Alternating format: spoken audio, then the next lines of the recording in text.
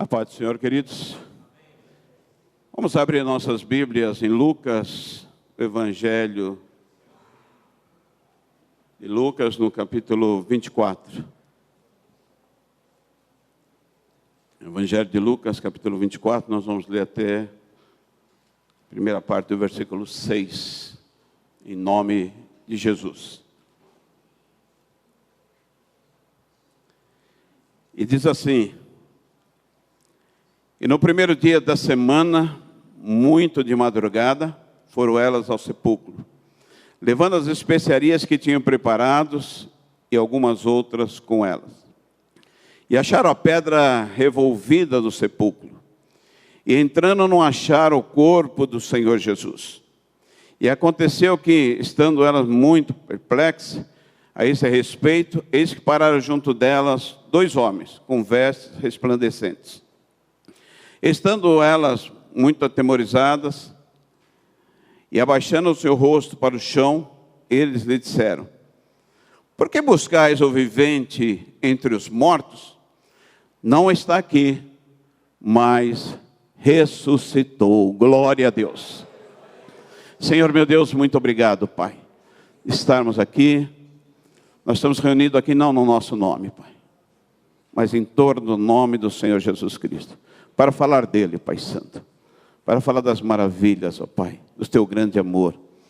Por isso, meu Deus, abençoa, Senhor, a minha vida e a vida dos meus irmãos, e que nós possamos assimilar bem a tua palavra, para vivermos dela com alegria. Eu peço em nome de Jesus. Amém. Podem sentar, queridos.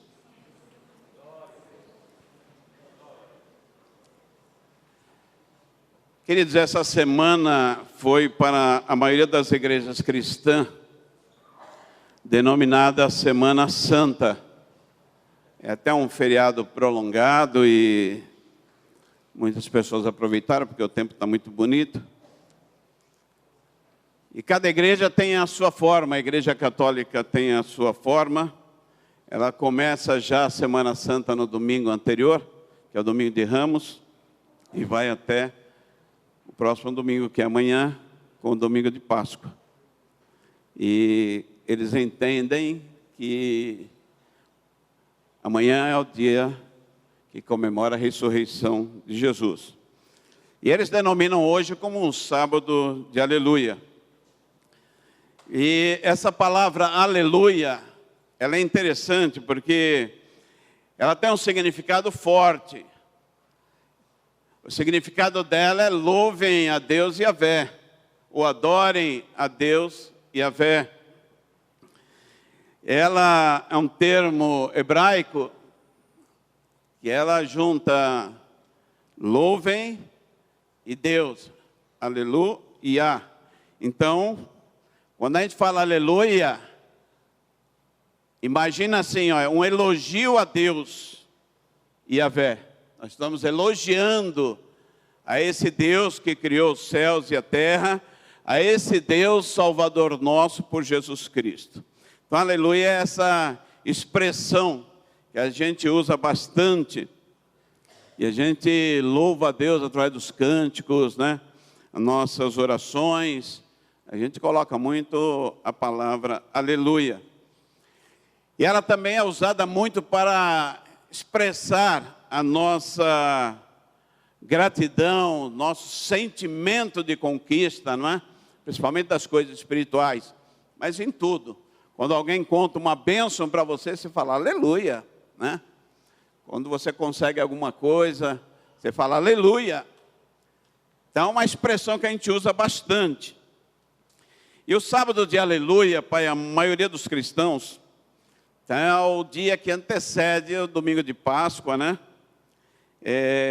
Sendo esse último dia da Semana Santa, como nós falamos, onde eles comemoram a ressurreição de Jesus Cristo. Ontem foi a Sexta-feira Santa, hoje sábado de aleluia, amanhã domingo de Páscoa. Para nós, adventistas da promessa, se aleluia significa um louvor a esse Deus maravilhoso, uma adoração a Deus, e para nós aleluia representa Esse elogio ao nosso Deus expressa para nós também esse sentimento de conquista, queridos. Nada mais justo do que esse dia de sábado, o dia do Senhor, a gente entender que foi nesse dia, no pôr do sol, que Jesus Cristo, nosso Senhor e Salvador, no momento assim triunfante, ele vence as amarras da morte, ele se levanta ali daquele túmulo ali. A Bíblia diz assim, levantando entre os mortos e feito as primícias do que dorme. Aí nós cantamos gostoso. Cantamos aqui, cantamos aleluia, cantamos aleluia, cantamos aleluia, porque o nosso Cristo ressuscitou, queridos. E foi no final de sábado, no pôr do sol do sábado. Ontem a cristandade, ela lembrou da morte de Jesus Cristo. Foi uma morte de cruz, uma morte terrível, uma morte sofrida. A morte de Cristo, ela é chamada no meio teológico de morte vicária. Quando você fala nessa palavra vicária, você está falando assim num termo latim. Ele significa alguém que faz a vez de outro. Então Jesus morreu no meu lugar, no seu lugar. Jesus morreu no nosso lugar. E eu queria traçar aqui alguns pontos sobre essa morte, a morte de Jesus. Primeiro, dizer assim, que Jesus não foi pego de surpresa quando ele foi preso, julgado injustamente, morto. Ele não foi pego ali de surpresa. Segunda coisa que eu queria comentar é que Jesus não foi forçado a ir para aquela cruz. Não agarraram Jesus e arrastaram, e ele não queria ir, e teve que ir, não foi assim. E terceiro, que Jesus não morreu como um mártir. E às vezes a gente pensa nisso, até canta, até um hino que nós cantamos, que fala como um mártir, e não foi. Quem não queria que Jesus fosse para aquela cruz era o diabo. O diabo lutou muito para Jesus não ir para aquela cruz, porque ele sabia que esse era o propósito dele. Ele fez de tudo para que isso não acontecesse. O diabo trabalhou.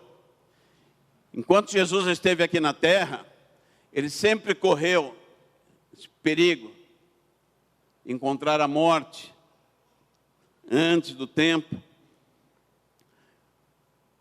Correu risco de vida, mas não morreu, senão quando Isaías diz assim que ele derramou a sua alma na morte, quer dizer, quando ele quis derramar a sua alma na morte. Então ele se livrou de todas aquelas tentativas de morte que foram armadas para ele, e foram várias, queridos.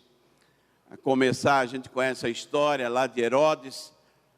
Quando Jesus nasce, ele manda matar as crianças abaixo de 2 anos, tentando impedir o ministério de Jesus e a cruz.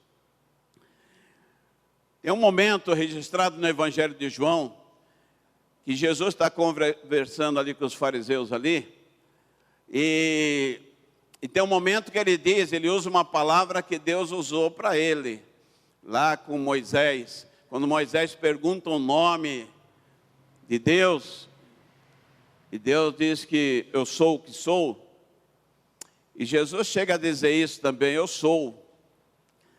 E quando eles dizem que é filho de Abraão, Jesus fala que eu sou antes que Abraão.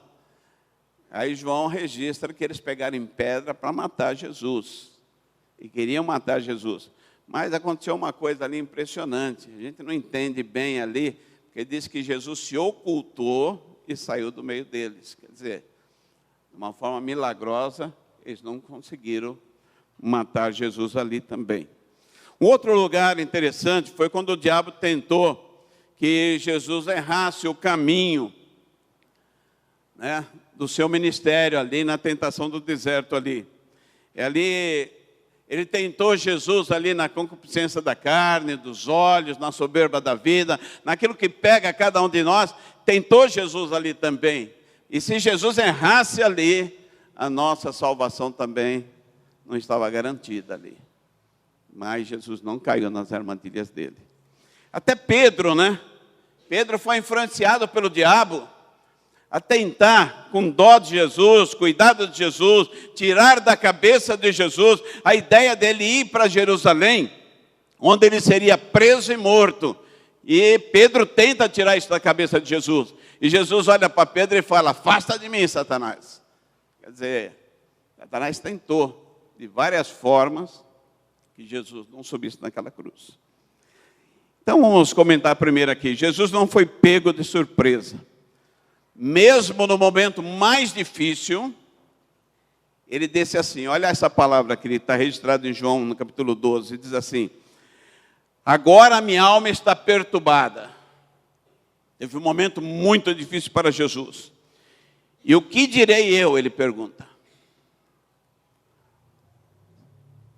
Salva-me dessa hora?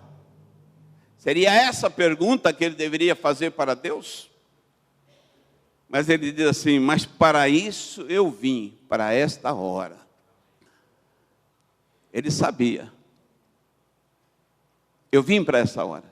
Eu vim para isso. Ele declara de uma forma enfática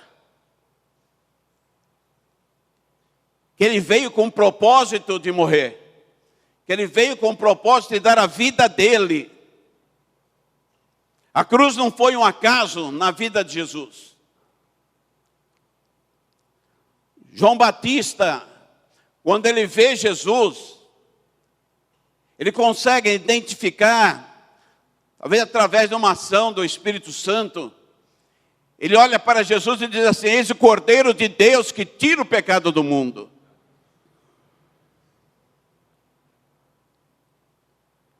João Evangelista também, quando ele estava fazendo o registro dele ali de Apocalipse,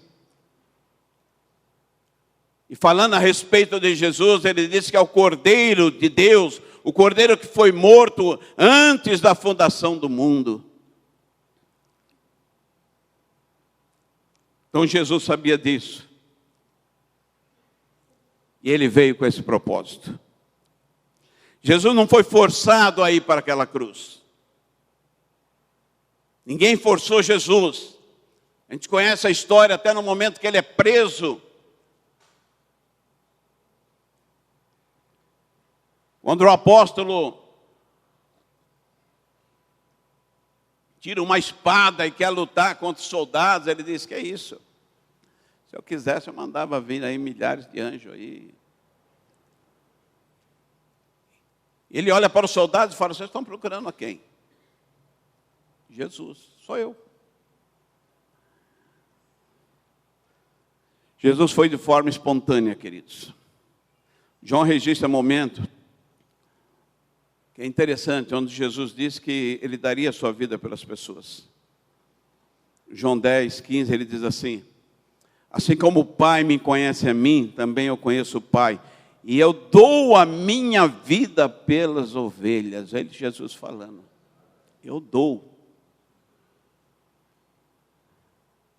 No versículo 17 de João 10, ele diz assim, essa daqui é tremenda, essa frase aqui, ele diz assim, ó: por isso o Pai me ama.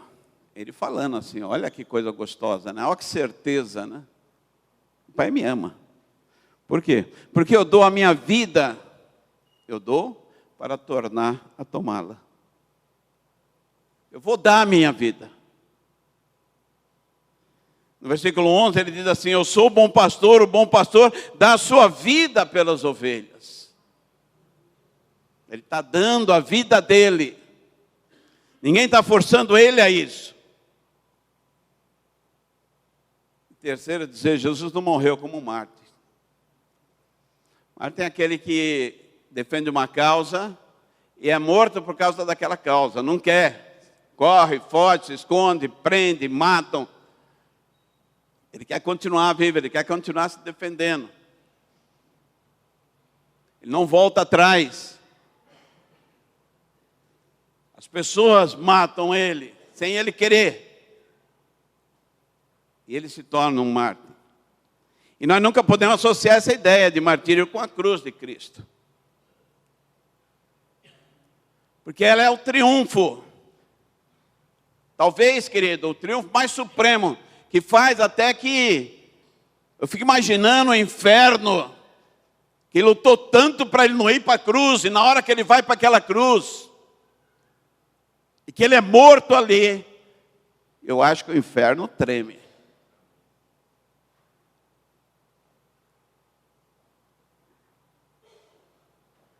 Então nada, querido, nada é mais tremendo do que essa ação de Cristo, daquilo que Ele realiza naquela cruz ali, porque Ele vai possibilitar toda a raça humana que está envolvido, eu e você, queridos. Ele vai possibilitar a nós, voltássemos a ter assim um relacionamento correto com Deus. Hoje você fecha teus olhos e fala, meu Deus, Deus está te ouvindo por causa de Jesus Cristo, queridos. Ele ouve você. Você tem relacionamento com Ele. Você louva o nome dEle. Você glorifica o nome dEle. Você tem esperança nele por causa de Jesus Cristo. Naquela cruz Ele abre um caminho para que todas as pessoas pudessem desfrutar dessa comunhão. Uma comunhão com Deus, uma comunhão gostosa. Então, a gente imagina assim, a cruz é o lugar onde Deus e o pecador ali, eles se fundem ali, né? A cruz é aquele lugar ali, onde o caminho da vida se abre ali. É tão tremendo, querido, que naquele momento que Jesus morre naquela cruz ali, o véu do templo se rasga ali, olha. Era grosso aquele negócio ali, era complicado, era difícil ali. E sem nenhuma mão humana ali, sem nada ali, aquele véu se rasga ali. É o caminho que está sendo aberto. Então, Jesus do Evangelho não é mártir. Mártir foi João Batista, foi Estevão, foi Tiago que esteve ali. Mártir foram tantos missionários que deram sua vida por causa do Evangelho. Mas o sentido da morte de Jesus é mais profundo. É uma coisa que vai além disso, é doação. Ele se doa por mim, por você. Ele dá a vida dele, porque ele quis. Nenhum poder humano, ninguém, poderia matar Jesus pela vontade própria. E é por isso que esse texto ele vai dizer, por isso o Pai me ama, porque dou minha vida para tornar a tomá-la. E olha o que ele diz aqui, ninguém me tira de mim. Ninguém. Não pense se foram aqueles soldados, que foram aquelas pessoas, porque ele fala ninguém. Mas eu de mim mesmo a dou. Tenho poder para dar, tenho poder para tornar a tomá-la, porque esse mandamento eu recebi do meu Pai. Olha que coisa maravilhosa. Por isso que a Bíblia diz que ele foi obediente até a morte e morte de cruz. Porque ele veio para isso. Jesus morreu para ser o meu Salvador, para ser o seu Salvador. E hoje você pode dizer isso. Mas nós estamos falando de sábado de aleluia. E nós já cantamos aqui, falamos aqui. Cristo já ressuscitou, aleluia, glória a Deus por isso, queridos. E a gente tem que ter isso muito firme na nossa mente. As mulheres vão lá de madrugada naquele sepulcro lá, vão lá na madrugada do domingo ali, mas encontram ele vazio. E aquele anjo que está ali fala assim, por que vocês estão procurando aqui no sepulcro, no cemitério? Por que vocês estão procurando alguém vivo aqui nesse lugar de morto aqui? Ele não está aqui, ele ressuscitou. Amém, queridos? Ele ressuscitou. Era uma promessa dele. Ele tinha falado assim, olha, lembram de Jonas? Ele não teve 3 dias e 3 noites no ventre. Veja, assim também convém que o Filho do Homem também esteja ali. 3 dias e 3 noites. Terminando, acabou. Ele morre numa quarta-feira, por volta mais ou menos de umas 3 horas. Ele é sepultado por volta de umas 6 horas. No pôr do sol ali ele é sepultado. Ele passa a quinta-feira no sepulcro, ele passa a sexta-feira. Ele passa o sábado ali. E no pôr do sol do sábado, aquela pedra removida e o nosso Jesus sai andando dali.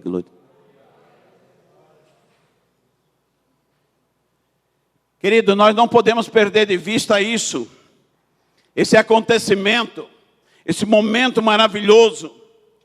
Nós não podemos perder a alegria por isso, falar do nosso Jesus. Às vezes por uma falta de atenção, por um descuido nosso.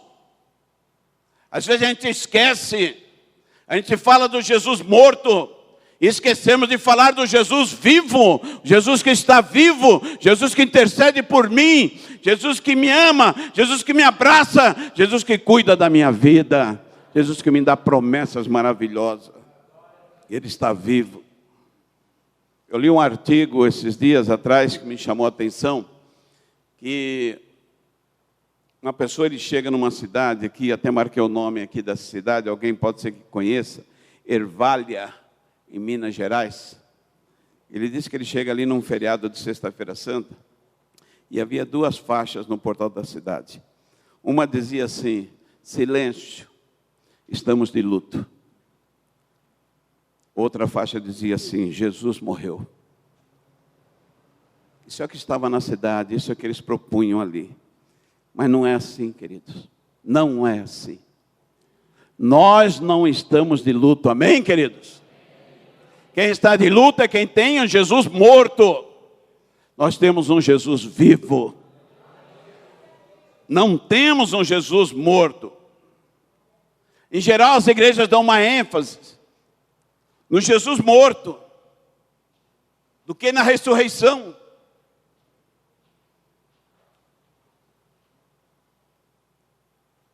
Acho que mais do que nunca nós precisamos aprender com Paulo. Estava lendo um texto aqui do apóstolo Paulo em Atos, quando ele é preso. O governador ali da Judéia, ali, Festo, ele recebe a visita de um amigo dele, que é o rei dali, que é o Agripa, que é filho de Herodes, e vai visitar a Festo. E Festo fala de Paulo para ele. E fala: tem um camarada aí que está preso aí. Olha aqui que ele fala. Ele fala de um morto aí, que é Jesus, que ele está falando. Mas ele insiste que ele está vivo. Olha que interessante, essa palavra me chamou a atenção. Insiste. A gente precisa aprender com Paulo isso aqui, né? Insistir que Cristo está vivo, que Cristo não está morto. O Cristo que eu sirvo está vivo. O Cristo que eu sirvo está junto ao Pai. O Cristo que eu sirvo é o meu Senhor, o meu Salvador, e intercede por mim. Esse é o Cristo que eu sirvo. Porque é a ressurreição dele, queridos, que mantém a minha fé. É a ressurreição dele que me dá garantia daquilo que eu já cantei aqui nessa manhã. Que ele vai vir me buscar. É a ressurreição dele que me dá essa garantia. Porque Paulo chega a dizer assim: se ele não ressuscitou, se ele está morto, a nossa pregação é vã, a nossa fé é vã. Mas o evangelho completo, o evangelho de Cristo, o evangelho que Paulo recebeu, o evangelho que Paulo passou adiante, que Paulo pregava, ele diz assim: olha, Cristo morreu pelos nossos pecados, foi sepultado, ressuscitou ao 3º dia e apareceu a várias pessoas. Olha que que vontade de falar isso, que desejo de explicar isso. Estou pregando de um Cristo vivo. Nós não podemos apenas falar ou lidar com esse lado mais mórbido, mais triste. Principalmente quando a gente fala de fé. Nós precisamos dar mais ênfase nesse lado saudável da paixão de Cristo. Ele passa pela morte, que tem um valor tremendo, mas termina na ressurreição, queridos. Eu não posso esquecer de um nem do outro. Especialmente porque a nossa ressurreição depende da ressurreição de Jesus. Nós não estamos de luto. Amém, queridos? O nosso Jesus está vivo.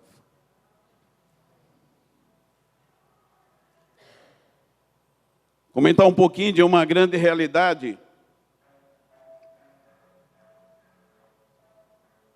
que é que todos nós estamos caminhando para a morte. Alguns morrem por envelhecimento, às vezes pela idade bem avançada, morrem.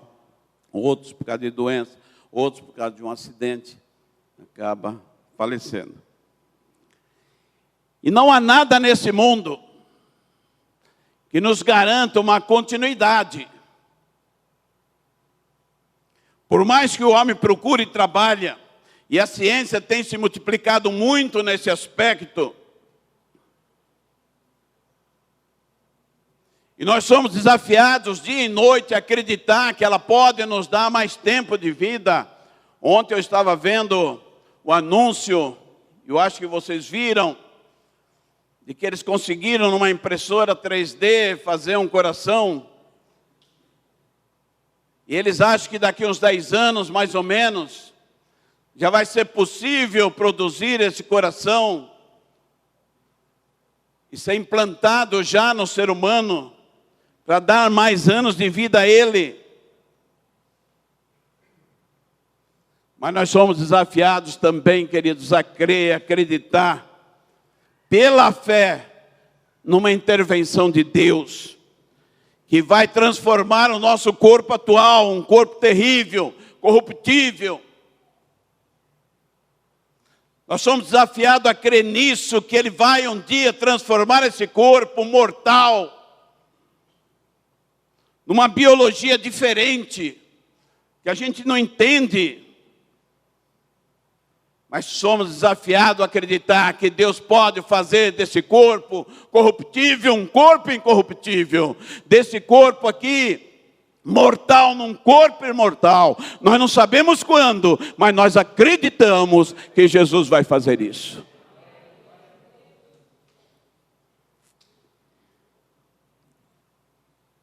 No que nós devemos acreditar? Uma engenharia médica, engenharia genética que está trabalhando aí para dar mais vida. No futuro de uma biologia humana que trabalha para nos dar mais alguns tempo de vida, ou naquilo que a Bíblia diz. A Bíblia não fala de quebra-galho, queridos. A Bíblia não fala de remendos. A Bíblia não fala de órgãos artificiais. A Bíblia não toca nisso. Tem um termo que a gente usa muito aí, quando vai mexer no carro, fala, faz uma gambiarra aí para mim. Deus não trabalha com gambiarra. A Bíblia fala numa metamorfose assim radical, que muda, que transforma, que faz novo. A Bíblia fala na ressurreição dos mortos de uma forma assim tremenda. A Bíblia fala numa transformação de quem vai estar vivo. É interessante quando o texto bíblico fala isso, né? A Bíblia fala numa operação onde o nosso corpo vai ser transformado. Não sei se você já parou para pensar nisso. Nós estávamos aqui, o coral cantando e o pastor Lima aqui comentando, que coisa tremenda, quem escreveu isso, né? Como consegue imaginar isso, né? Porque a Bíblia fala nisso, fala nessa ressurreição. Teu corpo hoje, que sofre doença, que sofre desgaste, que tem tristeza, que tem lágrima, que chora de dor, de sofrimento. Aí vem Jesus assim, num piscar de olhos, uma coisa tão rápida assim, você vai perceber que teu corpo não está mais assim, mas é um corpo transformado em glória.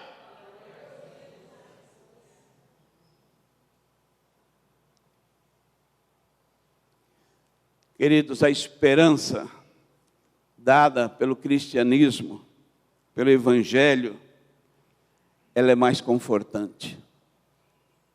A esperança dada pelo evangelho, ela alcança aqueles que estão vivos, aqueles que já morreram. Ela tem um alcance tremendo. Haverá um dia em que a morte será destruída. Paulo diz assim, porque convém que Jesus, ele reine até que haja posto a todos os inimigos debaixo dos seus pés. E o último inimigo é a morte, queridos. É aqui que vai se cumprir aquela palavra. Tragada foi a morte na vitória. Uma vitória não pela ciência, uma vitória não pela tecnologia, mas uma vitória por intermédio de Jesus Cristo vivo, queridos.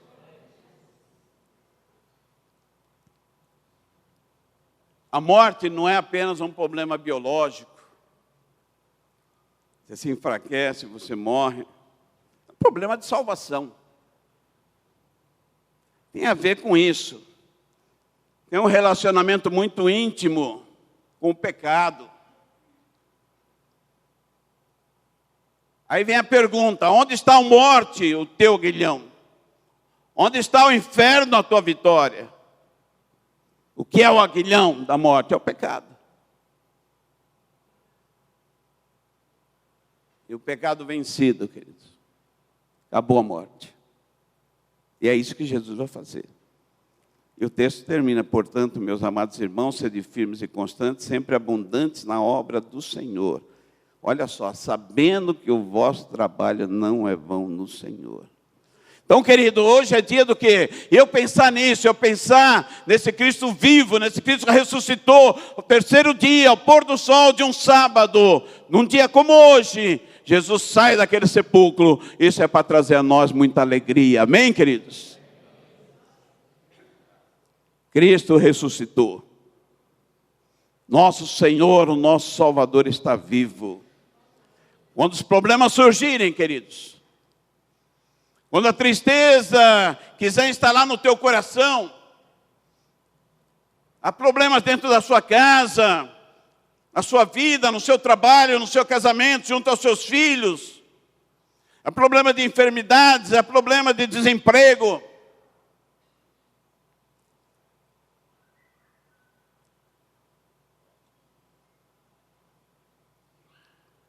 traga a memória, querido.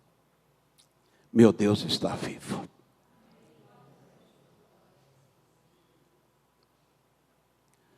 Meu Deus não é um Deus morto. Meu Deus é um Deus vivo, que me ama, intercede por mim. E um dia Ele virá, e virá em grande glória para me buscar. Você já fechou os olhos, já pensou nisso?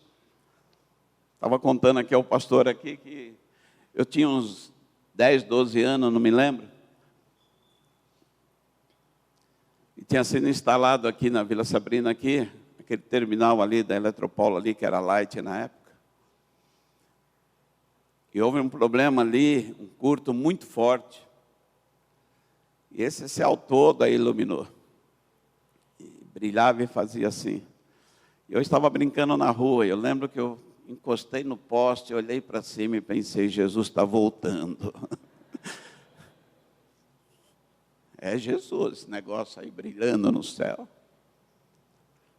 Você já parou para pensar nisso? Já tentou imaginar isso? Nós falamos de barulho aqui, né, pastor? Vai ser um barulho assim que todos vão perceber. Ninguém vai ficar, eu não vi, eu não percebi. É uma coisa tremenda. Vai voltar, vai acabar com a morte, vai acabar com a tristeza, vai acabar com a dor, vai acabar com as doenças. Será só alegria, queridos, na presença do Senhor.